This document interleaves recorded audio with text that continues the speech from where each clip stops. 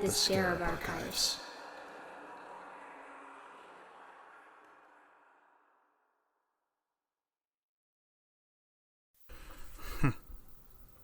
Well, it's first time for everything, I guess. Miss Thalo didn't show up for work today. I haven't seen her since just before the weekend when I gave her that dud of a ring. It's not as though I care. She's probably fine. In fact, it's rather irksome that I have to pick up the extra slack. I'd meant for her to catalog this piece while I did some more research into... Well, it's not important right now. This shouldn't take too long anyway. It's not that big of a piece. Not like that big new arrival. Can't wait to tackle that one. Alright, let's see. Case file D-704. Designation, the floppy disk. It's a standard 3.5-inch floppy disk. Hard to believe these things used to be considered the pinnacle of digital storage, but there you are. It's standard green in color with a black slide at the top. There looks like there used to be a label of some kind, but it was torn off at some point in the past.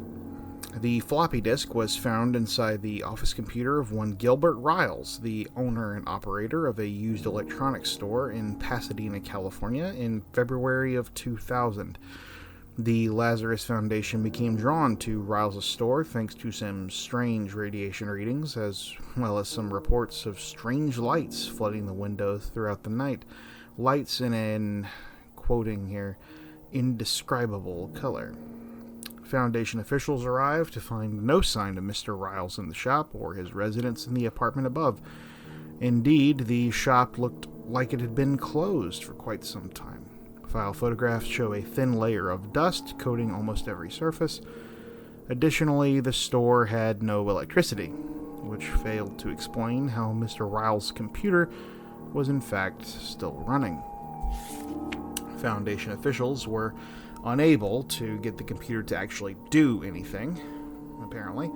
It just kept displaying the same error message with the same numeric sequence over and over and over again. 8, 5, 12, 16, 13, 5. In fact, officials were preparing to simply pack up the whole computer for transport to the archives when one of them accidentally ejected the floppy disk. When the disk popped out, the computer shut off at once. When the disk was reinserted, the power returned, as did the error message and the numeric code. When it was again removed, the power again died. A brand new, out-of-the-package floppy was inserted, but no power returned. It was only when the original disk was inserted that the computer booted up at all. Lazarus officials took possession of the disk, the transportation of which was obviously much simpler than the whole desktop Riles had been using. Since acquisition, little progress has been made in the understanding of the floppy disk. When inserted into any device, said device's screen only displays the error message and the repeating numeric sequence: 8, 5, 12, 16, 13, 5. If the device in which the disk is contained is removed from a steady power source, the floppy will somehow keep providing its own power source to keep the device running. Gilbert Riles himself was never found. His apartment showed the same signs of abandonment as his shop did. Numerous articles and books concerning the then impending Y2K disaster were scattered everywhere, as well as literal piles of notebooks containing barely legible scribbles and mathematical calculations.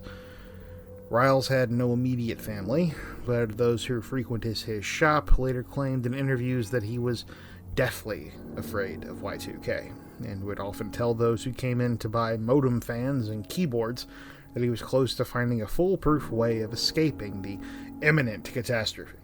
Ridiculous. Riles' friends maintained the mortgage on his shop out of simple loyalty for 7 years, then had him declared legally dead and sold the property to a real estate company. It, and everything inside, was destroyed. Everything but the notebooks and the floppy disk, which found their home here in the Scarab archives. As technology has evolved past the point where floppy disks can be used for, well, anything, the relic has been examined less and less over the years. According to this tag, the last time the disk was checked out for study was back in 2003. Aside from its ability to power any device, nothing supernatural about the item has ever been discovered. The answer might have lain in Riles' notebooks, but they were lost in a small fire back in 2004. No notes on the cause of the fire. Might do with some further research when I have the time. Additionally, Lazarus mathematicians, I didn't know we even had those, have puzzled for years over the possible meaning of symbols, but despite their best efforts, no progress has been made. And more than one staff member has put it in their official reports that it's mere gibberish. The floppy disk has been classified as not dangerous, not connected to any open case file. There. All done. What a waste of my time. If there was ever something that called for an intern, it would be this. Hopefully there'll be less of this sort of thing on future dockets. Maybe then I'd actually get the chance to do something moderately important down here. Now, just to put this thing back and... Oh, wait. That sequence jumps out at me. 8, 5, 12, 16, 13, 5. Lazarus officials were never able to puzzle it out, it says. Perhaps they were overthinking it. Who was the man in charge? Ah! Dr. Gordon Stewart. Of course. It would probably never occur to Stewart to try a simple numeric cipher.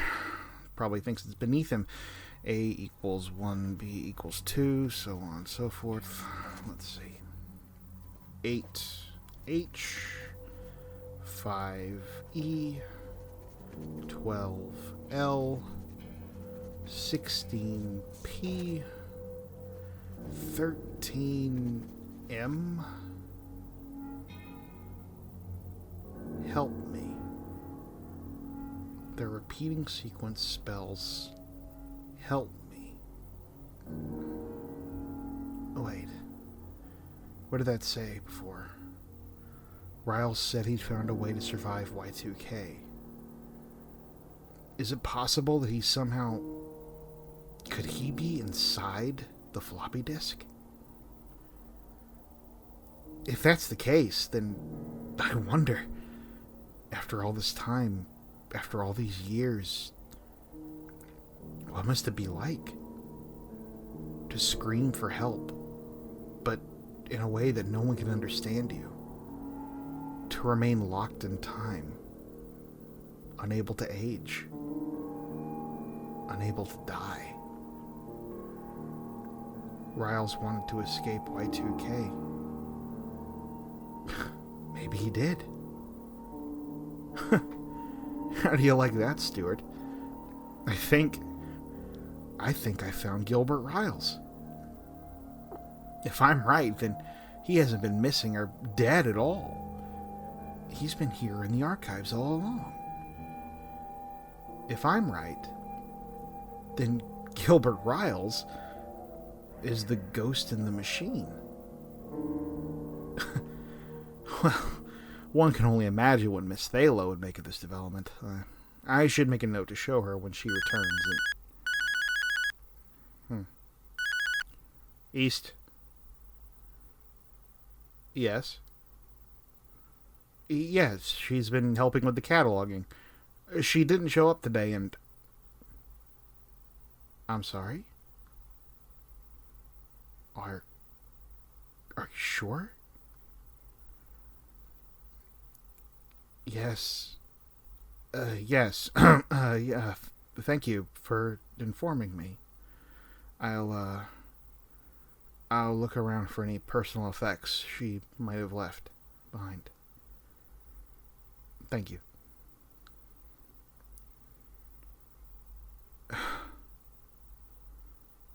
Miss Thalo. Oh, Isabella. What have I done? What have